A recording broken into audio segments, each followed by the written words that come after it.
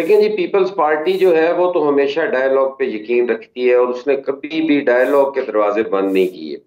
हमने तो खान साहब को कई दफा ये ऑफर भी की कि हमें मिल बैठना चाहिए, हमें इस मुल्क की इकोनॉमी को सीधा करने के लिए सारी कौम को इकट्ठा होना पड़ेगा और जो इस वक्त चैलेंजेस हैं मुल्क को दरपेश, वो शायद किसी भी एक जमात के बस की बात नहीं है उन्हें हल करना।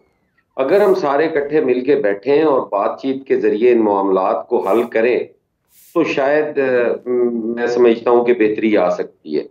और फिर जहां तक इमरान खान साहब की बात है तो उन्होंने फासले इतने बढ़ा दिए हैं कि उन्होंने कोई गुंजाइश नहीं छोड़ी मिल के बैठने की, मिल के बात करने की। पूरी तरीके से उन्होंने इस कौम को, पाकिस्तान की क़यादतों को, उनको एक इंतशार और उनमें इतना एक वो नफरत भर दी है कि नहीं बैठ सकते।